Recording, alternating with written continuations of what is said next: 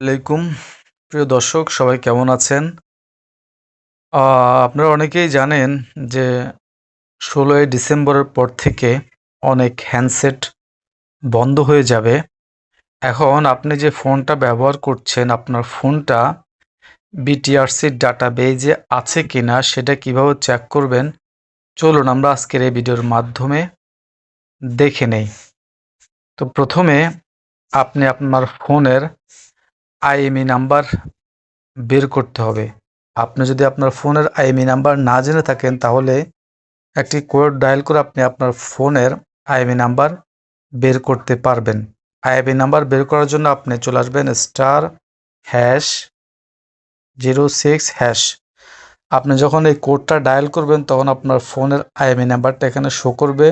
আপনি আপনার ফোনের আইএমইআই নাম্বারটা এখান থেকে কপি করে নিবেন। কপি করে নেওয়ার পরে আপনি চলে আসবেন আপনার ফোনের মেসেজ অপশনে। মেসেজ অপশনে এসে আপনি এখানে একটা নতুন মেসেজ নিয়ে নেবেন।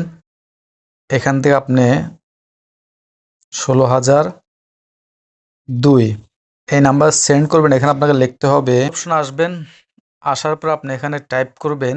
দেখেন আপনাকে দেখাচ্ছি, KYD লিখে আপনার ফোনের যে আইএমইআই নাম্বারটা আছে একটা স্পেস দিয়ে আপনি আপনার ফোনের আইএমইআই নাম্বারটা এখানে লিখে দিবেন। লিখে দিয়ে আপনার সেন্ড করতে হবে ১৬,০০২-এ। দেখেন আমাদের মেসেজটা ভালো করে দেখে নেন, KYD space IMEI number send ১৬,০০২।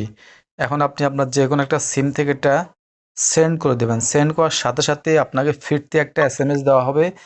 আপনাকে এই যে আপনার ফোনটা যদি বিটিআরসি ডাটাবেজে থেকে থাকে, আপনার এখানে দেখাবে ডিভাইসটি ডিভাইসটির আইএমইআই বিটিআরসি ডাটাবেজে পাওয়া গেছে, মানে আপনার ফোনটা বিটিআরসিতে নিবন্ধন করা আছে, আপনার কোনো সমস্যা হবে না। যাদের ফোন নিবন্ধন করা থাকবে না বা লেখা থাকবে যে পাওয়া যায়নি, তাহলে আপনাকে অবশ্যই ১৬ তারিখের ভেতরে আপনার ডিভাইসটি নিবন্ধন করে নিতে হবে, তাহলে আপনার ফোনটি আপনি চালাতে পারবেন। না হলে আপনার ফোনটি ১৬ তারিখের পরে বন্ধ হয়ে যাবে। তো দর্শক, ভিডিও ভালো করে শেয়ার করে দেবেন, চ্যানেলটা সাবস্ক্রাইব করুন, ফেসবুক পেজটা ফলো দেবেন। আজকের মতো এখানে বিদায় নিচ্ছি। আল্লাহ হাফেজ।